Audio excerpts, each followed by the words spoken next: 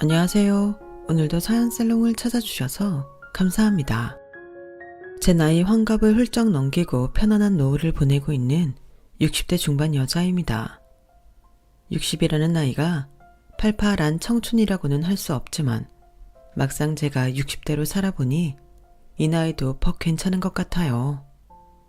어릴 때는 너무 모르는 게 많고 30대, 40대에는 시부모 봉양하랴, 제자식 키우랴 정신이 없었거든요. 거기에 50대가 되니 남편은 점점 아이가 되어 마누라만 찾으니 제 인생이 온전한 제 인생 같지 않았거든요.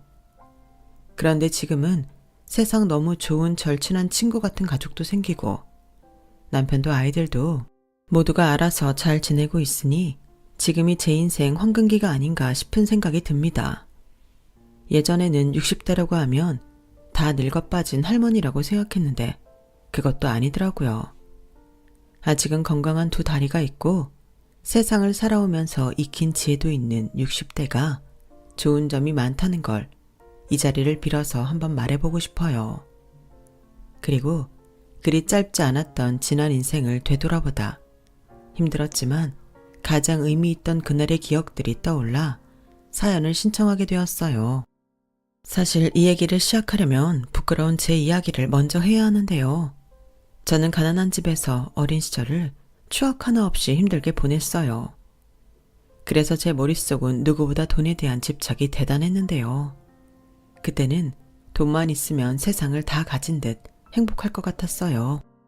아픈 엄마 병원비는 물론이고 하고 싶은 거 많은 동생들까지 제가 다 책임질 수 있으니 오직 돈만이 도깨비방망이라고 생각했던 시기가 있었죠. 그리고 저 못지않게 성공해서 잘 살고 싶어 하던 남편을 만났어요. 서로 이 일 저 일 하다 서울의 한 공장에서 처음 만났는데 처음부터 말도 잘 통하고 무엇보다 가치관이 비슷하니 잘 맞았죠. 그런데요, 아무리 남편과 제가 서로 비슷하고 잘 맞는다고 해서 남편과 결혼까지는 생각하지는 않았는데요.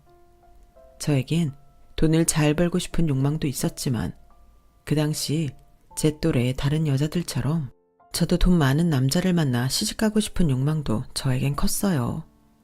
왜 옛날엔 여자 팔자 뒤웅박 팔자라고 시집 잘 가면 팔자 핀다는 말이 있었잖아요. 하지만 그건 어디까지나 제 희망사항일 뿐 제 주변엔 돈 많은 남자도 없을 뿐더러 그런 남자와 만날 시간도 없었는데요. 그래서 자연스럽게 만만한 저희 남편과 계속 가까이 지냈어요. 일하는 틈틈이 간식도 나눠 먹고 퇴근하면 시장 골목에 들러 뜨끈한 국밥과 국수도 먹으면서 지냈는데 원래 무서운 게 밥정이라고 남편과 정이 들어버렸어요. 게다가 남편은 책임감이 무척이나 강한 사람이었는데 남편이 나랑 결혼할래? 내가 너 하나는 무슨 일이 있어도 안 굶기고 고생시키지 않을게 라고 말해 저는 그 말에 홀랑 넘어가고 말았죠. 그때 당시 저는 그런 말이 너무 듣고 싶었거든요. 제 나이 13살 때부터 일을 했으니 얼마나 고생이라면 치가 떨리겠어요. 그리고 저는 남편과 결혼식도 생략한 채 혼인신고만으로 부부의 연을 맺었고 그 뒤로는 둘이 이를 악물고 살았어요. 고생시키지 않는다고 하더니 남편은 한 푼이라도 더 벌 수 있다면 무슨 일이든 하려고 들었어요. 그러니 그런 남편을 두고 제가 어떻게 편하게 살겠어요. 저도 남편 못지않게 일하고 아끼면서 단칸방에서 방 2개짜리, 방 2개짜리에서 방 3개짜리로 살림을 넓혀갔어요.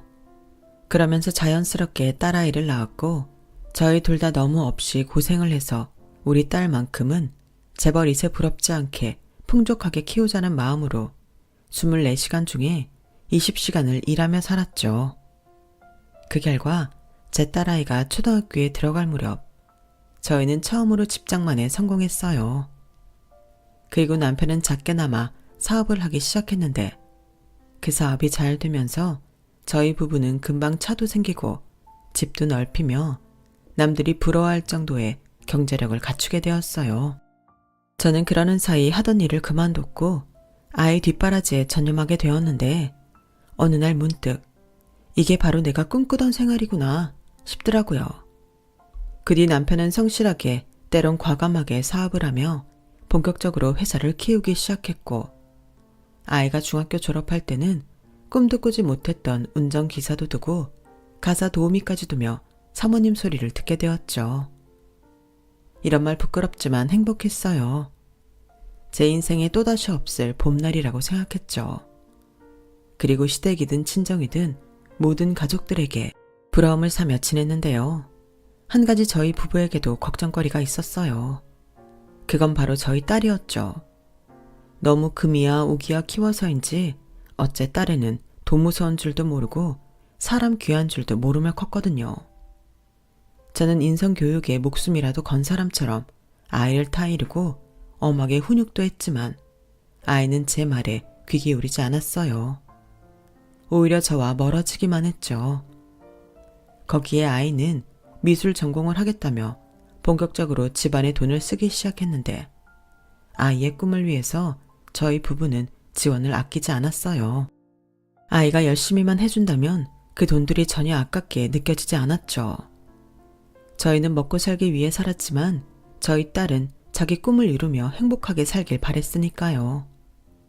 그러다 아이가 대학은 미국으로 가고 싶다고 했고 저희는 고민 끝에 여자 A고 하니 걱정스러운 마음에 함께 가려고 했는데요. 딸애는 싫다고 혼자 가겠다고 하더군요. 남편도 성인이니 스스로 부딪혀 봐야 한다고 저를 말리는데 솔직히 불안했어요. 자식이라고는 딸아이 하나였고 미국이라는 나라가 어떤지도 전혀 감이 오지 않았기에 그렇게 어린 딸을 홀로 보내면 큰 일이라도 날 것 같았는데 오히려 제가 생각한 반대였어요. 세상 문서운 줄 모르는 딸은 미국에서 하라는 공부는 하지 않고 놀이 문화에 빠져 겉멋만 들었고 하루가 무섭게 돈 타령만 하려 국제전화를 걸었는데 이렇게 있다가는 안 되겠다는 생각이 들더군요. 가뜩이나 측은지심도 모르고 돈이면 뭐든 다 된다고 생각해 불안한 딸인데 저렇게 뒀다가는 TV 뉴스에 나오는 엇나간 사람이 될 것 같아서 무서웠어요. 그래서 저는 마음을 굳게 먹기로 했죠. 그리고 바로 실행에 옮겼어요. 학비와 용돈 그리고 기숙사비 외에는 어떤 돈도 주지 않았거든요. 아이는 돈을 주지 않으면 자퇴하고 한국에도 들어오지 않겠다고 말도 안 되는 말까지도 했는데 저는 그러라고 했어요. 오히려 너처럼 부모의 고마움도 모르는 애는 필요 없다고 크게 꾸짖었어요. 물론 속마음은 딸이 정말 그럴까봐 벌벌 떨었지만 아이가 그런다고 제가 독려하면 이 다음은 더 걷잡을 수가 없다는 걸 저는 너무나도 잘 알아 마음보다는 머리가 시키는 대로 했어요. 그렇게 저도 제 뜻이 확고하다는 걸 아이한테 보여줬고 1년 정도 방황하던 딸은 고맙게도 정신을 차렸어요. 엄마, 내가 몰랐는데 지난 날을 뒤돌아보니까 내가 너무 모자란 사람이었구나 싶어. 엄마, 그동안 나 때문에 돈도 많이 쓰고 많이 속상했지? 내가 잘못했어요. 나 지난 1년 동안 느낀 게 참 많아. 이제부터는 돈 귀한 줄도 알고 엄마랑 아빠한테도 잘하는 착한 딸이 될게. 그동안 속 썩인 거 내가 다 갚을게. 엄마, 미안하고 나 포기하지 않아줘서 너무 고마워. 저 말을 듣는데 저는 얼마나 울었는지 모릅니다. 그동안 딸 때문에 마음을 끓이던 일을 모두 보상받는 기분이었어요. 그리고 나중에 알게 되었는데 딸이 돈이 없다고 하자 친구들이 하나둘 저희 딸을 따돌리고 괴롭혔다고 하더군요. 그래서 자포자기하는 심정으로 학교에도 가지 않았는데 그러니 기숙사에도 쫓겨났겠죠. 결국 돈이 필요한 딸은 미국에서 일을 할 수밖에 없었고 일이라고는 생전 해본 적도 없는 딸이 차장 마음에 들었을 리 만무했고 거기에 아시아인이라고 인종차별도 엄청 당했다고 했는데 그때 도움을 준 친구가 있었다고 했어요. 그 아이는 저희 딸과 같은 한국 남자였는데 저희 애처럼 대학생은 아니었고 돈을 벌기 위해 미국으로 건너왔죠. 그리고 대견하게도 아버지를 일찍 여의고 홀로 고생하는 엄마를 위해 큰 돈을 벌고 싶어 엄청 노력하며 살았다고 했는데 같은 한국 사람에게 사기를 당하는 등 고생이 이만저만이 아니었나 보더군요. 그러면서 한국에 계신 어머니가 걱정하실까? 자긴 잘 지내고 있다며 버는 족족 한국으로 보내고 자기는 하루에 차가운 햄버거 하나로 버티며 비행기 값을 모았다고 했는데 그 비행기 값이 다 모이면 한국으로 돌아간다고 딸에게 말했다나 봐요. 그리고 그 친구의 도움으로 저희 애가 많은 것을 배웠다고 했는데요. 자기는 당연하게 생각한 것들이 누군가에게는 당연하지 않다는 걸 그제서야 알았다고 하더군요. 제가 그렇게 입이 닳도록 말했을 때는 솔직히 와닿지 않았다고 하면서요. 그러면서 그간 자기가 아무렇지 않게 쓴 돈이 그렇게 아까웠다고 하는데 그 뒤 그 친구는 원하는 대로 한국행 비행기 값을 벌어 한국으로 돌아갔고 저희 딸은 못 마친 학업을 마치고 3년 뒤에 귀국했어요. 1년의 휴학기가 있었지만 정신 차린 딸은 마지막 학기엔 장학금을 받아 저에게 학비를 보낼 필요가 없다고 했는데 그 뒤 딸아이는 우수한 성적으로 졸업해 미국에서 다양한 제안을 받게 되었죠. 하지만 딸아이는 한국행을 선택했어요. 고국에 돌아와 한국에서 활동을 하며 다른 작가들과 공동으로 전시회도 열고 여러 기획 작품에 참여하는 등 제법 예술가스러운 행보를 걸었는데요.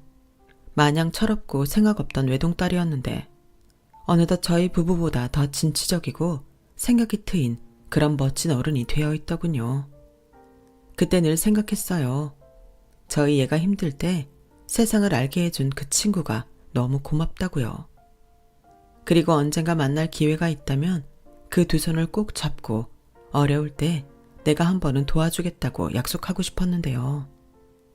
그렇게 생각하길 수년이 지나고 저희 딸은 대학원을 거쳐 교수가 되었어요.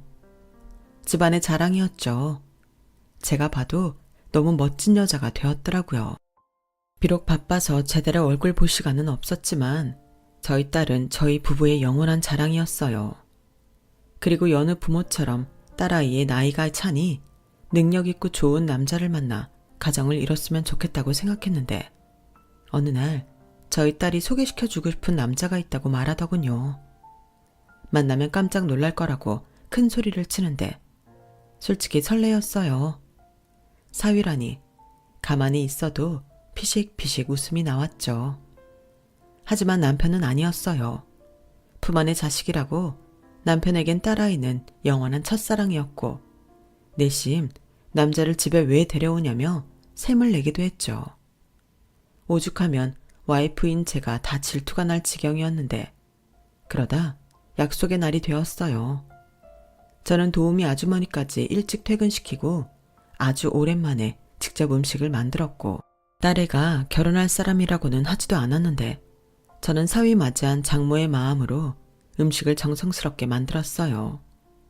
식탁 한가득 음식이 세팅이 되었을 때 서글서글 인상도 좋은 남자가 깍듯하게 저희 부부에게 인사를 하더군요.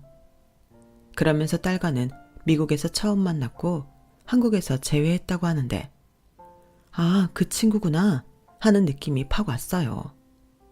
얼마나 반가웠는지 그리고 이렇게 다시 만난 인연이 그저 예사롭지 않게 생각됐는데요. 근데 이런저런 이야기를 나누는 중 그 친구의 집이 그 친구가 그 많은 고생을 했음에도 그다지 형편이 좋지 못하다는 걸 알게 되었어요. 순간 제 마음도 무거워졌고 남편의 얼굴은 그늘이 지더군요.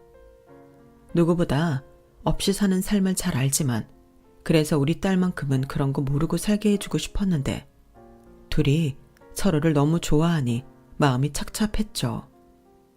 물론 아무것도 모르는 사람들은 둘 다 없는 것도 아니고 한쪽이라도 잘 살면 됐지 뭘 고민을 해. 자기네들도 힘들었잖아. 개구리 올챙이적 생각 못한다고 그러면 안 되지 라고 할 수 있을 텐데 저희 부부의 마음은 그렇지 않았어요. 어떻게 탈출한 가난인데 싫었죠. 왜 하필 그런 남자를 만나 고생을 하나 제 딸이 아까웠어요. 그래서 딸에게 연애는 하되 결혼은 하지 않았으면 좋겠다고 조심스럽게 말을 하자 딸이 자기 나이도 있는데 무슨 말이냐며 저에게 화를 내더군요. 그러면서 저를 속물이라고 제 가슴을 찌르는데 그땐 딸이고 뭐고 진짜 미웠어요. 제가 괜히 그러나요? 엄마처럼 고생하지 말고 편하게 살라고 그러는 거잖아요. 그런 애미 속도 몰라주다니 키운 보람도 없다며 서운했어요. 그리고 남편은 아무 말도 하지 않았는데요. 딸이 저에게 하는 걸 봐서 자기가 나서도 나아질 건 없어 보인다고 하더군요. 그러다 무슨 일인지 상대집에서 저희 부부를 초대했고 부른 장소는 다른 곳이 아닌 그 친구 어머님이 하는 국수집이었는데 시장 가장 끝자리에 위치한 허름한 곳이었어요. 그리고 그걸 본 제 마음은 더 무거워졌죠. 뭐 어지간해야 마음을 바꿀 텐데 저도 제가 속물이라고 생각했지만 딸이 나중에 고생할 걸 생각하면 도저히 허락할 수 없었어요. 한때는 너무 고마워 어떻게든 보답하고 싶은 마음이 있었지만 이런 식은 곤란하다고 생각했죠. 그런데 막상 그곳에 들어가 그 친구의 어머니와 인사를 나누고 대접할 것이 국수밖에 없다며 따뜻한 멸치국수를 내어주시는데 남편의 마음이 동요하는 게 보였어요. 사실 저도 그랬거든요. 그분이 내온 국수가 예전 어려운 시기에 저희가 먹던 그 국수 맛과 제법 비슷했어요. 국수를 먹기 전에는 국수 맛이 다 거기서 거기지 하고 생각했는데 오히려 아무것도 없는데 이렇게 깊은 맛을 낼 수 있다는 게 저도 여자지만 그 솜씨를 인정할 수밖에 없었어요. 그리고 당시 나이가 채 10살이 되지 않았을 때 남편을 잃어 그 뒤로는 죽을 만큼 고생을 하며 겨우 이 작은 가게를 마련해 국수를 팔았다는 이야기를 듣는데 솔직히 남일 같지는 않더군요. 여자 혼자 몸으로 남편도 없이 얼마나 막막하고 고되었을까. 너무 공감이 갔어요. 하지만 제 마음이 그렇다고 해서 그런 마음으로 딸애를 보내기는 싫었는데요. 그건 아마도 제 뼛속 깊이 새겨진 가난의 기억 때문이었어요. 없어서 고생하는 게 뭔지 너무 잘 알던 저였으니까요. 그런데 그런 제 마음을 눈치라도 챘던 걸까요? 그 친구의 어머님이 차분하게 말씀을 하기 시작하셨어요. 음식이 입에 맞으셨는지 모르겠어요. 더 좋은 걸 대접할까도 고민했는데 제가 어떤 음식을 만들어 제 아들을 키웠는지 알려드리고 싶은 마음에 국수를 대접했네요. 저희 아들 두 분 마음에 차지 않으시죠? 이해합니다.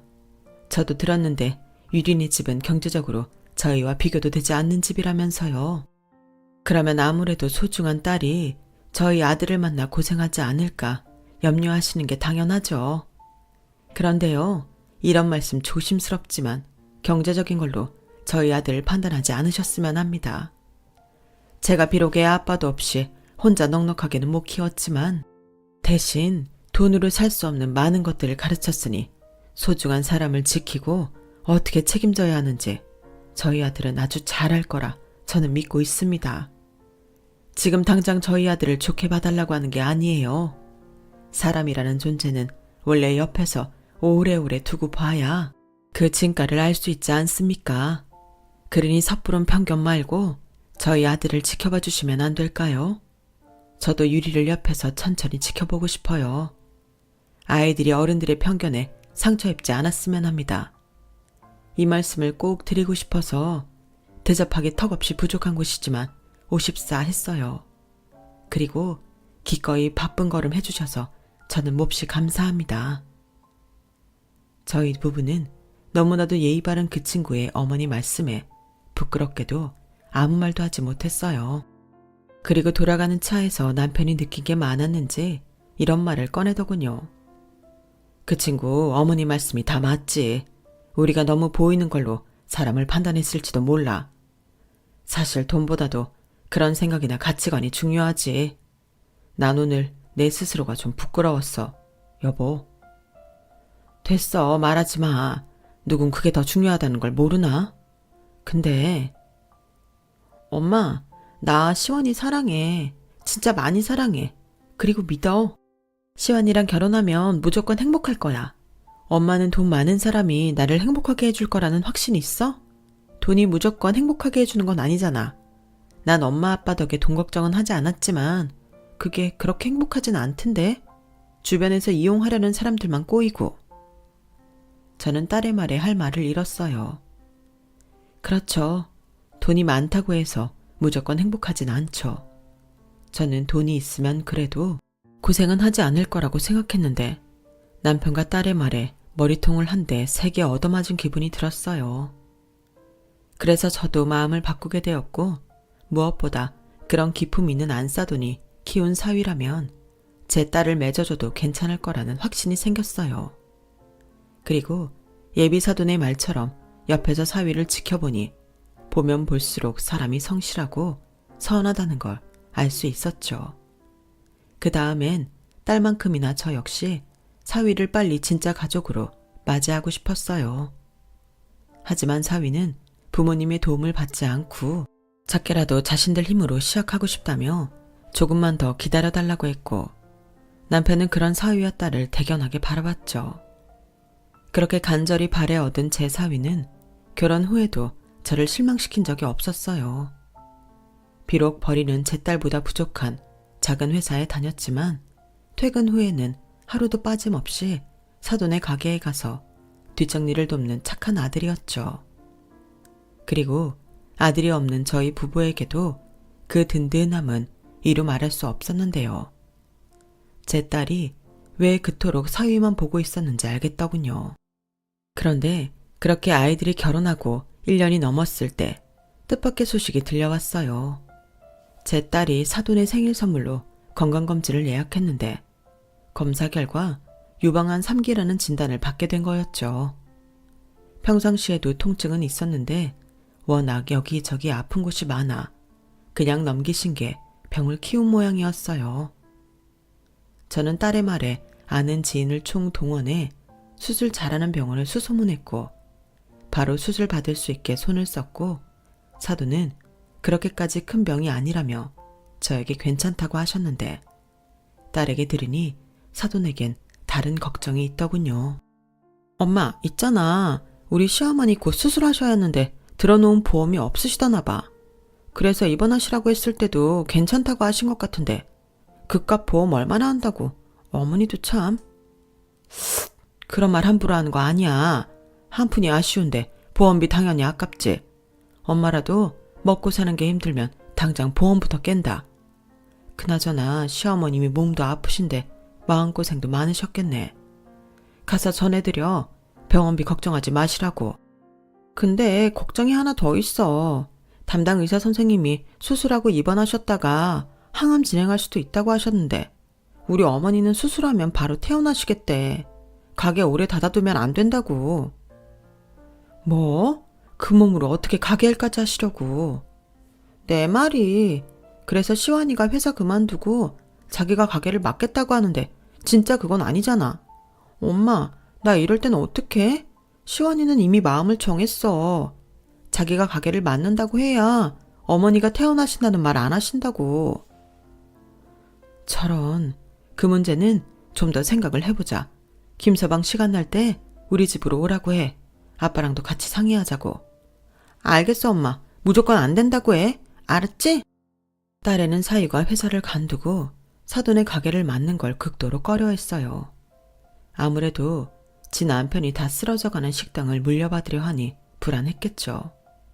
그리고 그 마음은 저도 마찬가지였는데요.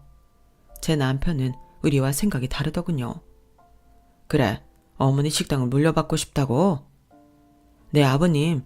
저희 엄마한테는 저 다음으로 중요한 게 그 식당이에요.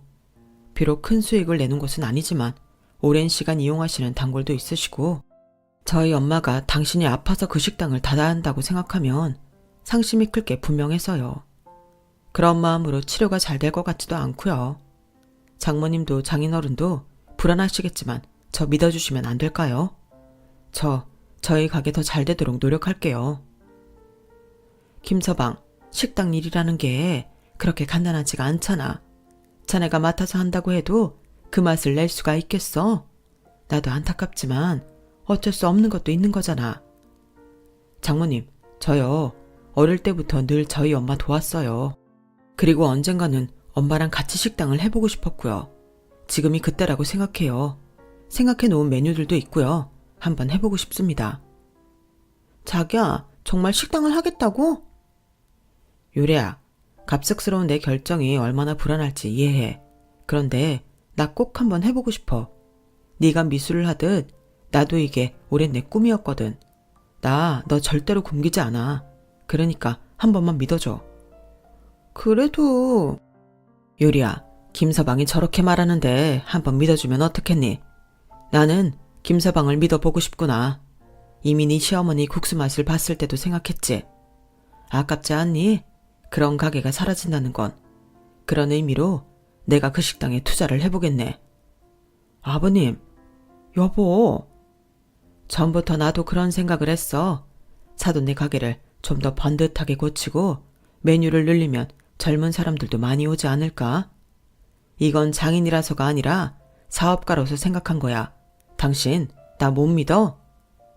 그건 아니지만... 우리 한번 사위를 믿어봅시다. 내가 투자하는데 망하기야 하겠어. 대신 자네 나 믿고 게을러지면 절대 안 되네. 난 공과사가 아주 확실한 사람이야. 실망시키지 말라고. 대신 어떤 가능성을 나에게 보이면 앞으로도 평생 투자하지. 장인어른 정말 감사합니다. 이 은혜 평생 잊지 않을게요. 장모님 걱정하지 마세요. 저 유리 절대 힘들게 하지 않을게요. 저는 남편의 말에 혹 때려다 혹 붙인 격이 되었어요. 그에 반면 남편은 사위를 물심양면으로 도왔고 딸아이는 자기 남편을 믿기로 했다며 열심히도 일과 시어머니 병간호를 맡아서 했죠. 이번에도 저만 외톨이가 되었어요. 하지만 식구들끼리 저리 똘똘 뭉치니 제가 뭐 어쩔 도리가 있나요? 저는 딸아이를 도와 사돈의 병간호를 도왔죠. 안사돈은 당신이 아파서 모든 일이 일이 되었다며 저에게 미안해하셨어요. 하지만 이내 제 마음이 풀어져 있었죠.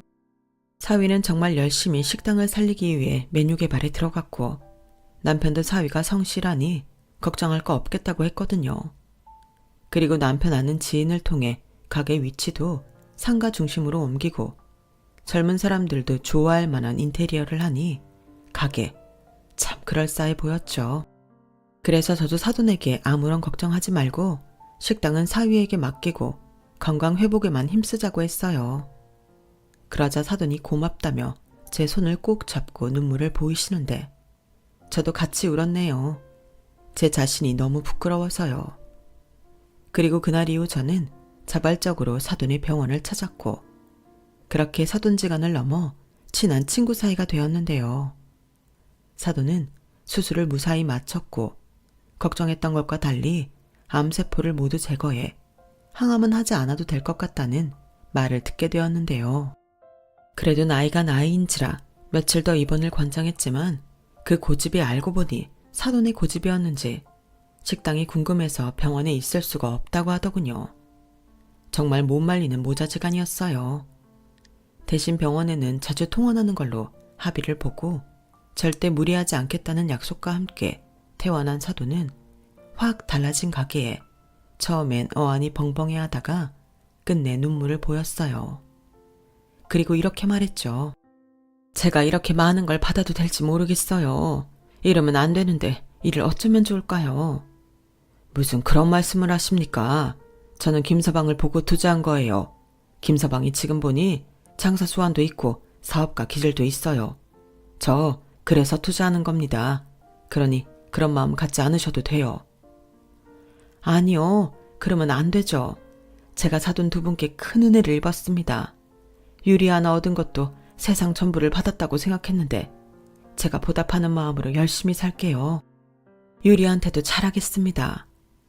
저희 남편은 그런 걸 바라고 한 일이 아니라고 재차 말했지만 사돈은 감사한 마음을 어떻게 해서든 표현하고 싶어 했어요. 그리고 저와 제 딸이 말려도 사위와 함께 가게 일을 하기 시작하셨는데요. 그렇게 쉬라고 해도 말을 듣지 않으니 어쩌나요? 저도 함께 가서 일을 도왔죠. 서로 하지 말라고 말리고 그쪽이 쉬면 나도 쉬겠다 서로 그러고 있으니 손님들도 그게 좋아 보였나 봅니다. 그리고 열심히 노력을 해서인지 식당은 금방 자리를 잡았어요. 점심때나 저녁 피크타임에는 빈자리가 없어서 대기도 1시간 넘게 하는데 사돈이 싱글벙글이더라고요. 장사 인생 통틀어 이런 일이 없었다고요.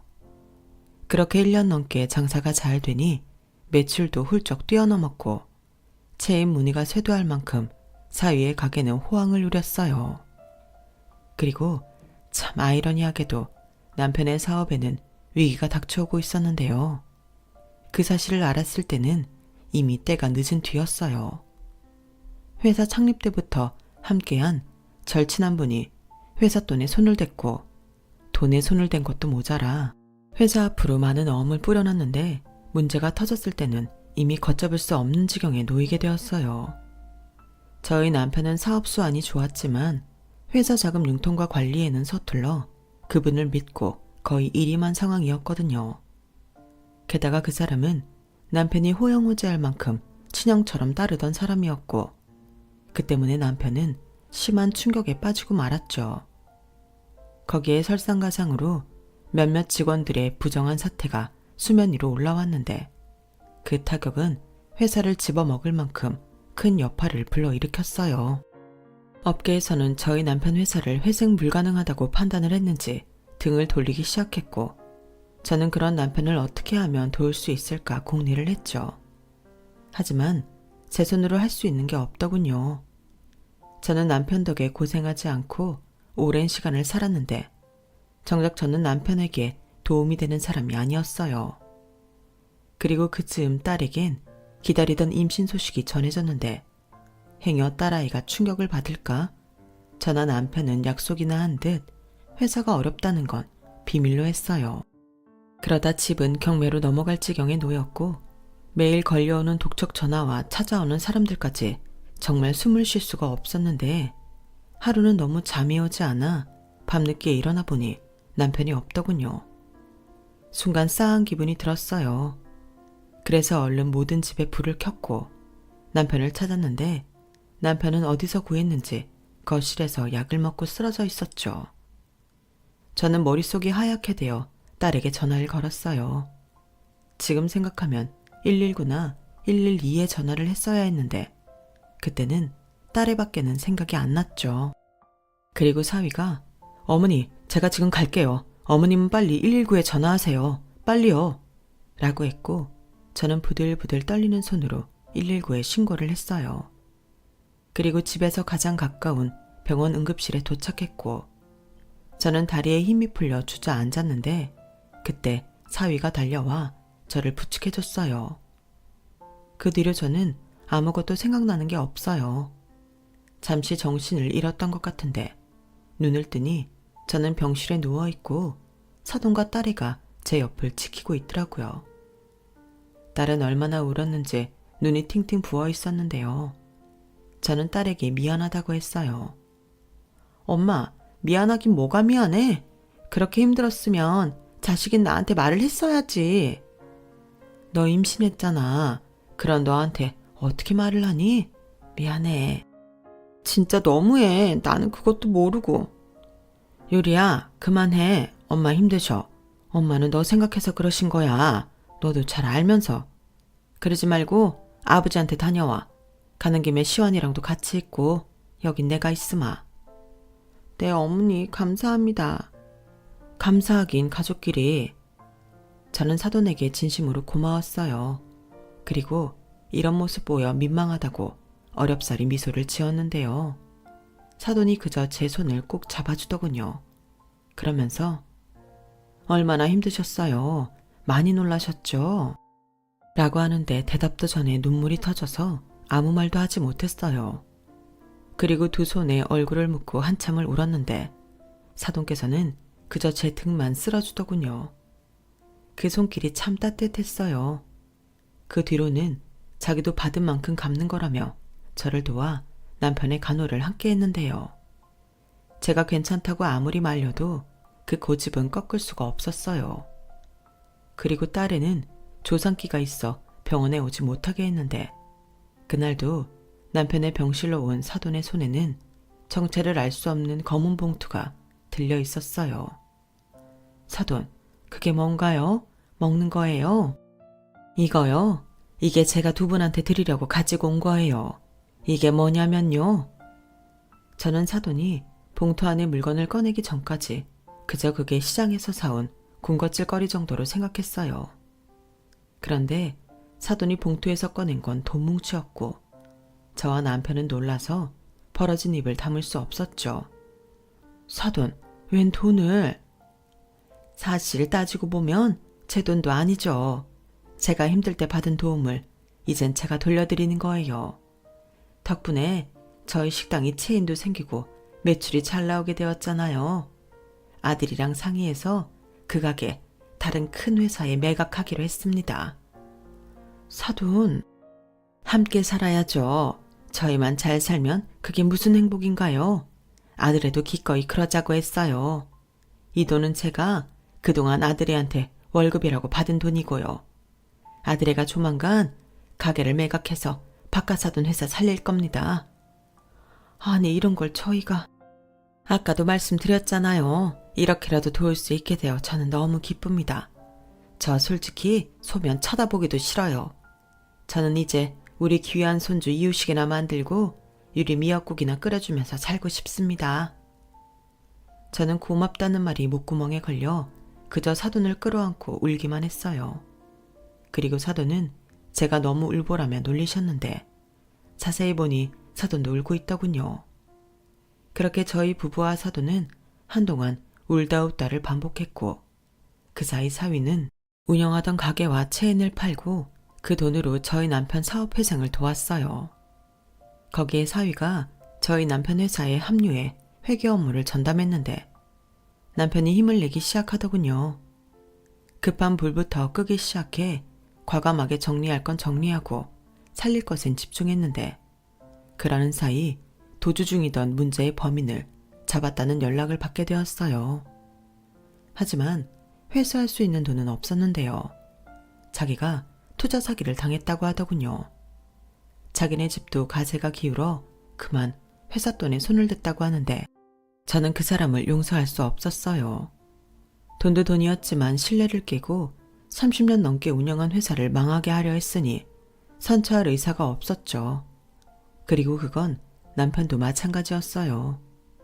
결국 그 사람은 실형을 살게 되었는데 출소를 하면 다시 민사로 소송을 진행할 거라고 하는데 원래 저희 남편이 그런 면에서는 매정할 정도로 무서운 사람이었어요. 그렇게 부도 직전에 회사를 살려놓으니 주변에서는 기적이라며 다시 거래를 틀려 줄을 서기 시작하는데 저희 부부는 그 일이 절대 기적이 아니라고 생각합니다. 사위가 저희를 그리고 남편의 회사를 살린 거죠. 저희에게 기적이 있다면 그건 바로 사위와 사돈이었어요. 그 사람들과 가족의 연을 맺은 것이 저희에겐 두 번 다시 오지 못할 기적이었으니까요. 그 뒤 회사가 안정되면서 시끄럽던 저희 집도 평화를 되찾았는데 그때 예정일보다 조금 일찍 저희의 첫 손주가 태어났어요. 아주 귀엽게 생긴 왕자님이었는데 저는 사위를 빼다 박은 것 같았지만 사돈은 저희 딸을 닮았다고 하더군요. 뭐 두 사람이 만들었으니 둘 다 닮았겠죠. 그 뒤 저와 사돈은 손주 보는 낙으로 살았는데요. 그렇게 많은 시간을 보내니 저희는 이젠 꼭 자매처럼 떨어져 있으면 허전할 지경이 되었는데 많은 이야기를 나누다 보니 저도 사돈도 본래는 꿈도 많고 하고 싶은 것도 많은 그런 여자애였다는 공통점을 발견하게 되었어요. 그래서 손자가 돌이 지나고 저희 둘은 서로 약속이나 한 듯 그간 못했던 것을 하나하나 같이 하기로 했는데요. 처음으로 실천한 건 둘 다 미국 여행을 가는 거였어요. 둘 다 영어는 ABC도 못해 어학원을 다니며 늦가기 공부를 시작했죠. 거기에 사위가 사진기 하나를 선물로 줘서 저는 사진까지 배우게 되었는데 이게 정말 너무 신나는 거예요. 남편은 자기 빼고 아주 살판이 났다며 질투를 하기도 했지만 좋은 건 어쩌나요. 그래서 당신 나중에 우리 사위한테 회사 물려주고 일 그만하면 그땐 내가 놀아줄게 라고 말하고 그 뒤로도 사돈과 함께 춤도 배우고 노래교실도 가며 뒤늦게 하고 싶은 것들을 다 하며 살고 있는데요. 그러니 그다지 젊은 나이가 아니어도 저나 사돈은 지금이 저희 인생의 가장 빛나는 시기라고 생각합니다. 그리고 얼마 전에는 사돈과 둘이 기차를 타고 단풍 구경을 다녀왔는데 그때 이런 이야기를 나눴어요. 둘 다 찢어지게 가난했던 때도 있었고 남들이 부러워할 만큼의 돈도 벌어봤지만 결국 남는 건 돈이 아니었다는 얘기였죠. 돈은 원래 수단이잖아요. 없다가도 있고 있다가도 없는. 그런데 저도 그랬지만 돈이 없으면 무조건 불행할 거라는 막연한 두려움 때문에 하지 않아도 될 걱정을 하고 있잖아요. 제가 인생을 다 살아보지 못했지만 제가 이만큼 살아보니 돈보다는 귀한 것이 이 세상엔 참 많은 것 같아요. 사람도 귀하고 시간도 귀하고 가족은 더 귀하더라고요. 그래서 저는 앞으로도 돈보다 귀한 것에 집중하며 지금처럼만 살 수 있길 늘 소원합니다. 주변을 돌아보면 돈으로 살 수 없는 소중한 가족들이 있잖아요. 그 사람들과 지금 현재를 선물처럼 그렇게 소중하게 보내고 싶었어요. 여러분들도 돈보다 귀한 그런 소중한 존재들이 있으시겠죠? 저는 한때 그것을 알아보지 못하고 지금의 행복을 놓칠 뻔했지만 여러분들은 그런 실수를 하지 않길 몹시 바랍니다. 돈이 아무리 많아도 주변에 아무도 없다면 그것만큼 외로운 인생은 없거든요. 그러니 지금 옆에 있는 사람들과 소소하지만 감사한 일상의 행복을 마음껏 누리세요. 지금의 이 시간은 먼 훗날 몹시 그리워할 추억이 될 테니까요. 그럼 지금까지 부족한 제 이야기 함께 해주셔서 감사했고요. 늘 건강하시고 매일 행복하세요. 오늘은 어제보다 더 안녕하시길 진심으로 바라겠습니다. 여러분, 사연 댓글에 응원과 현명한 조언 부탁드려요. 좋아요와 구독은 저에게 큰 힘이 됩니다. 오늘도 좋은 일 가득하세요.